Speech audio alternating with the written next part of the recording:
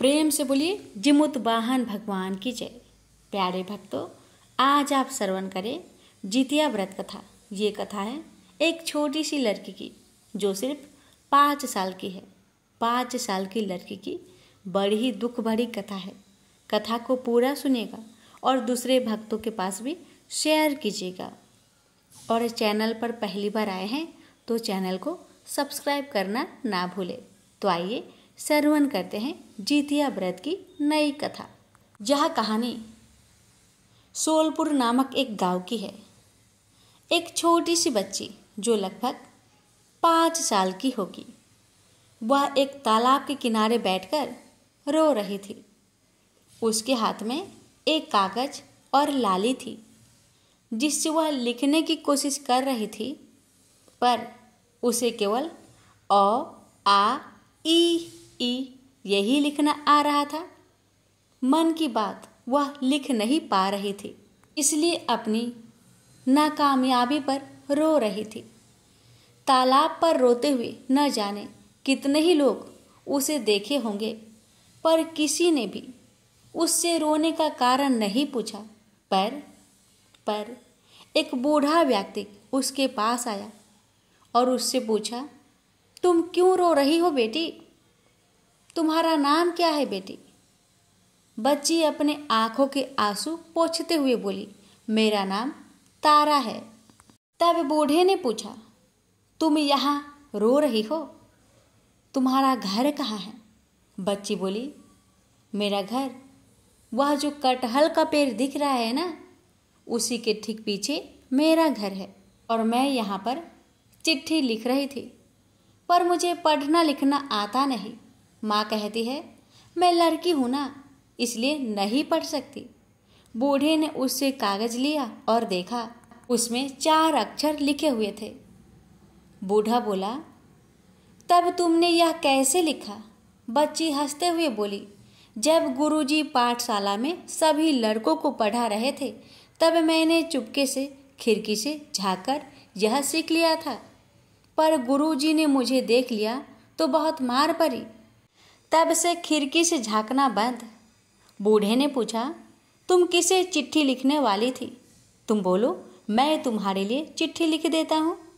बच्ची हंसते हुए बोली, सच बोल रहे हैं? बूढ़े ने बोला, हाँ, बताओ तो सही। बच्ची खुश हो गई और कहने लगी, लिखिए, आज फिर बाबूजी ने माँ को खूब पीटा। मैंने फिर सुना बाबूजी माँ से कह रहे थे कि अगर तुमने फिर से लड़की पैदा किया तो मैं तुम्हें मार कर नदी में फेंक दूंगा। भगवान मेरे लिए बस बहन ही भेज रहे हो, पर बाबूजी और दादी को यह पसंद नहीं है। जब एक बार मेरी बहन आई थी तो दाई माँ उसे जिंदा ही जमीन में दफन कर दी। माँ तब से लेकर अब तक रो रही है। भगवान, तुम मेरी माँ को क्यों परेशान कर रहे हो?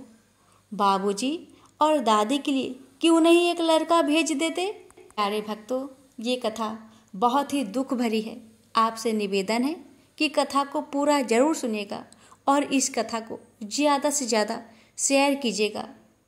आगे बच्ची कहती है, भगवान, अगर आप लड़का भेज देंगे तो इससे मेरे बाबूजी फिर कभी माँ को नहीं पीटेंगे। बूढ़े ने भारी मन से यह सब लिख डाला और मन ही मन रोने लगा।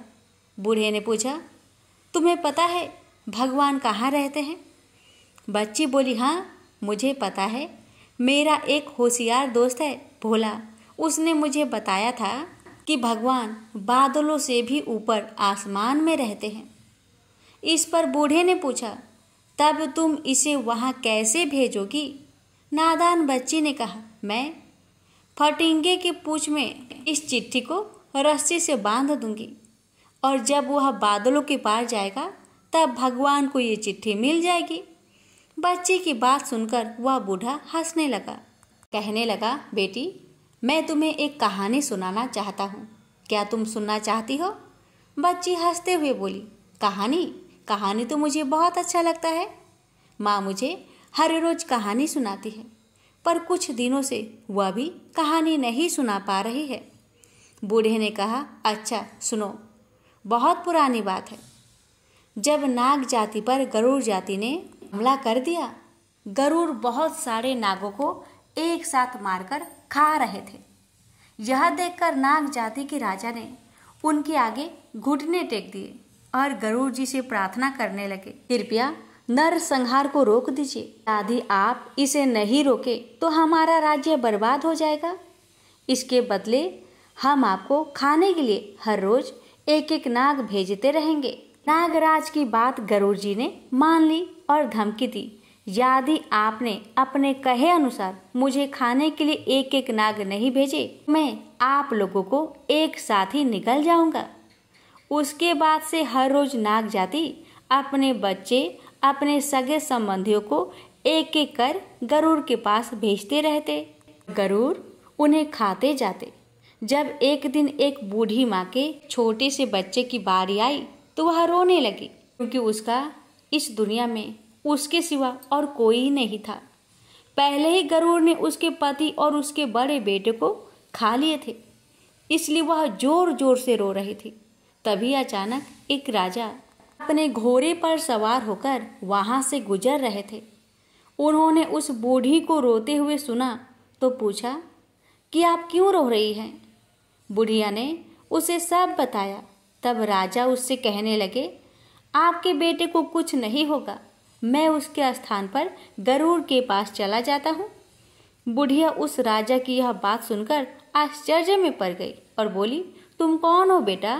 जरूर तुम कोई दिव्य पुरुष हो, इसलिए तुम इस तरह बोल रहे हो, वरना कोई क्यों अजनबी के लिए अपने जान को गंवाना चाहेगा? राजा ने कहा, मैं बस एक साधारण सा इंसान हूँ और मेरा नाम जिमुतवाहन है। बुढ़िया ने उसे कहा, जुग जुग जियो बेटा, तुमने मेरे बच्चे को आज मौत के मुंह से बचाया है। तुम मेरे लिए कोई देव से कम नहीं हो। जिमुतवाहन बुढ़िया के बच्चे के बदले खुद ही कपड़ा ओढ़कर उसके जगह बैठ गए। जब गरुड़ आए, उन्होंने जिमुतवाहन को अपने पंजे में दबोचकर उड़ गए। आज उन्होंने एक अजूबा देखा। हर रोज अपने शिकार को पंजे में दबोचने पर वह जोर जोर से रोता है, पर आज ऐसा कुछ नहीं हुआ। गरुड़ जी ने जिमुतवाहन के एक भुजा को उखाड़ कर खा गए, फिर भी उन्हें रोने चिल्लाने की आवाज सुनाई नहीं दी। उन्होंने जिमुतवाहन के एक पैर को भी खा गए। जैसे ही गरुड़ ने पैर को खाया तो हाथ वापस आ गया। तो गरुड़ जी ने जिमुतवाहन के शरीर के मांस को नोचने लगे। इस पर भी जब उन्होंने नहीं चिल्लाया, तब गरुड़ जी ने पूछा, तुम कौन हो? तुम नाग नहीं हो सकते। मैं तुम्हारे मांस को नोच रहा हूँ, तभी तुम्हें दर्द नहीं हो रहा है। शरीर दोबारा मांस से भर जा रहा है। जरूर तुम कोई दिव्य पुरुष हो। जिमुतवाहन ने कहा, तुम बेकसूर नागों पर अत्याचार कर रहे हो, तुम उनको खा रहे हो। मुझसे उनकी दुख दर्द देखी नहीं जा रही है, इसलिए मैं तुम्हारा शिकार बना हूँ। तुम मुझे मन भरकर खा लो और उनको छोड़ दो। यह बातें सुनकर गरुड़ जी ने जिमुतवाहन को नीचे उतारा और उनसे माफी मांगी। गरुड़ वहां से उड़ चले। बूढ़ी जिमुतवाहन की पूजा करने लगी, क्योंकि उनके कारण ही उनके बच्चे की रक्षा हो पाई थी। जितने भी नाग मरे थे वे पुनः जीवित हो गए। बच्ची ने कहा, मुझे ये चिट्ठी जिमुतवाहन को ही भेजना चाहिए, वो मेरी बहन को भी जीवित कर देंगे। मैं उनसे एक भाई भी मांग लूंगी, पर वो कहाँ मिलेंगे वो तो मैं नहीं जानती। बच्ची ने बूढ़े से पूछा, क्या आपको पता है वह कहाँ रहते हैं? बूढ़े ने कहा, हाँ मुझे पता है वह कहाँ रहते हैं। ये चिट्ठी तुम मुझे ही दे दो, उन तक संदेश मैं ही पहुँचाऊँगा। बच्ची मुस्कुराते हुए चिट्ठी उस बूढ़े को दे दी। बूढ़े ने चिट्ठी लेते ही कहा, तारा अपनी माँ से कहना अगले महीने जितिया का व्रत आने वाला है, उसे पूरे मन से करे। बच्ची ने कहा, ठीक है बाबा, माँ से कह दूंगी, पर मैंने तो आपसे आपका नाम पूछा ही नहीं। आप कौन है बाबा और आप कहाँ रहते हैं? तब बूढ़े ने कहा, मेरा नाम जिमुतवाहन है और मेरा घर सारा संसार है। जहाँ मुझे अच्छा लगता है मैं वही रहने लगता हूँ।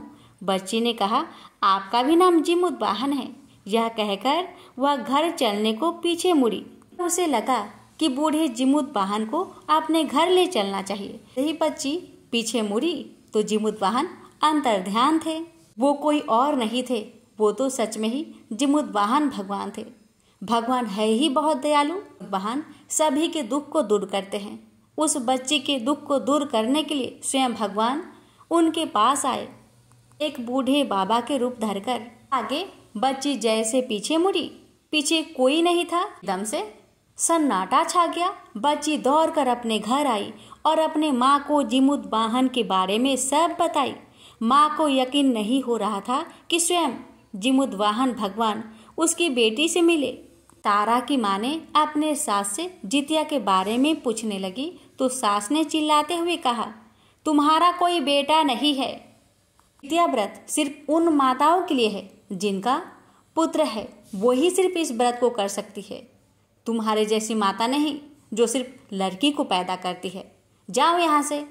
तब तारा ने कहा, सासू माँ, मैं अपनी बेटी के लिए करूँगी। सास चिल्लाते हुए कहने लगी, जाओ, तुमको जो करना है वही करो। तारा की माँ अब सोच रही थी कि अब वह जितिया के बारे में किससे बात करे।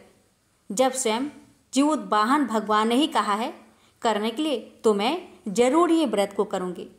एक दिन वह अपनी बेटी के साथ नदी में पानी भरने जा रही थी। तब रास्ते में उसे एक बुढ़िया दिखी जो गाना गा रही थी। गाना इस प्रकार है, चील और सियारिन दो सखिया, कैली जितिया के व्रतिया। चील और सियारिन दो सखिया, कैली जितिया के व्रतिया। गाने में जितिया व्रत का नाम सुनकर तारा की माँ उस गाने के बारे में पूछने लगी तो बुढ़िया माँ ने बताया, बेटी आओ, इस गाने के बारे में मैं तुमसे बताती हूँ, तुम ध्यान से सुनना। एक जंगल में चील और सियारिन रहा करती थी। दोनों मित्र थे। एक बार कुछ स्त्रियों को व्रत करते हुए दोनों ने देखा तो उन्होंने भी व्रत करने का सोचा। दोनों ने एक साथ इस व्रत को रखा और निर्जला व्रत करने लगी। लेकिन सियारिन को इतनी भूख लगने लगी कि वह भूख प्यास से व्याकुल हो उठी। उसे भूख सही नहीं गई और उसने चील से छुपकर भोजन कर लिया। वहीं चील ने पूरी निष्ठा के साथ इस व्रत का पालन किया। इसका परिणाम ये हुआ कि सियारिन के जितने भी बच्चे होते कुछ दिन जीने के बाद मर जाते थे, लेकिन चील के बच्चे दीर्घायु होते थे। तब सियारिन को इस बात का ज्ञात हुआ। उसने जितिया का व्रत अधूरा रखा था। इसी के कारण उसके बच्चे कुछ दिन ही जीते हैं और फिर मर जाते हैं। तारा की माँ जितिया व्रत के बारे में उससे पूछने लगी तो बुढ़िया उसे सब बताती है कि आश्विन माह के कृष्णा पक्ष के अष्टमी को यह व्रत होता है। स्त्रियां अपनी संतान के कल्याण के लिए यह व्रत करती है। ये व्रत 3 दिन का होता है। पहले दिन नहाए खाए, दूसरे दिन निर्जला उपवास रखते हैं और तीसरे दिन पारण किया जाता है। इस व्रत में चील और सियारिन को झिंगुनी की पत्ते पर खाना चढ़ाया जाता है और पारण के दिन नोनी का साग खाकर व्रत का पारण तोड़ा जाता है। व्रत करते वक्त ये भी ध्यान रखना होता है कि कहीं कोई भी गलती से जीव हत्या ना हो जाए। ना सब्जी काटनी होती है और ना ही एक छोटी सी चींटी को भी पाँव से कुचलना होता है। तारा की माँ ने सब ध्यान से सुना और जब व्रत की तिथि आया तब उसने पूरे विधि विधान के साथ व्रत करना आरंभ किया। निर्जला उपवास के दिन जीव हत्या निषेध थी, पर उसके सामने एक मुश्किल थी कि उसे खाना पकाना था। आज के दिन उसे कुछ भी काटना मना था और बिन सब्जी काटे सब्जी पकाया कैसे जा सकता था। वह अपनी सास के पास गई और बोली, माँ, इन सब्जियों को काट दीजिए, आज इन्हें मैं नहीं काट सकती। सास चिल्लाते हुए बोली, क्यों नहीं काट सकती बहू? के होते हुए सास को काम करना पड़े, ये तो बहुत दुखद है। तारा की माँ ने कहा, माँ, आज के लिए मैंने जितिया का व्रत किया है माँ, सिर्फ इसलिए, सिर्फ आज के लिए ही तो काटना है, काट दीजिए ना माँ, कल से मैं कर लूँगी। सास चिल्लाकर कहने लगी, आने दो तुम्हारे पति को, मैं सब बताती हूँ।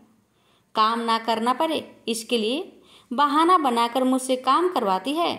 जब उसकी बेटी तारा ने देखा तो कहने लगी, माँ लाओ, मैं इन सब्जियों को काट देती हूँ। तारा की माँ उदास मन से सब्जी देते हुए कहा, बेटी ध्यान से काटना, इसे पका भी लेना, मैं जा रही हूँ। सभी महिलाओं के साथ नदी में स्नान करने के लिए। तारा की माँ सभी महिलाओं के साथ जाकर नदी में स्नान करती है। स्नान करने के बाद जीवतवाहन भगवान का पूजन करती है, अरियार बड़ियार का पूजन करती है और वहीं पर हाथों में फूल और चावल लेकर जीवतवाहन भगवान की 5 कथाओं का श्रवण करती है और हर कथा के बाद जीवतवाहन भगवान की जय जयकार लगाती जाती है। तारा की माँ ने बड़े ही श्रद्धा के साथ जितिया व्रत को पूरा किया और अगले दिन स्नान करके घर में पूजा पाठ करने के बाद गरम गरम भोजन बनाकर पारण करती है और ठीक अगले ही साल जीवतवाहन भगवान की कृपा से वह 2 जुड़वा और स्वस्थ पुत्रों को जन्म देती है। ये देखकर पूरे घर वाले बहुत खुश होते हैं। तारा दौड़ी दौड़ी अपने दादी को कहती है, दादी लो, जीवतवाहन भगवान ने तुम्हारे और बाबूजी के लिए लड़का भेज दिया है। अब फिर मेरी माँ को कभी मत मारना, मुझे ना रुलाना। हे जीवत भगवान, जैसे आपने तारा की माँ की सुनी वैसे हर माँ का सुनना, हर माँ को एक पुत्र अवश्य देना। कहानी कहने वाले, सुनने वाले, हुक्कार भरने वाले सभी की मनोकामना को पूर्ण करना। कथा कहने में हमसे कोई गलती हुई हो उसे क्षमा करना। प्रेम से बोलिए जीवतवाहन भगवान की जय। प्यारे भक्तों, इस कथा को ज़्यादा से ज़्यादा शेयर कीजिएगा। सभी को बहुत बहुत धन्यवाद।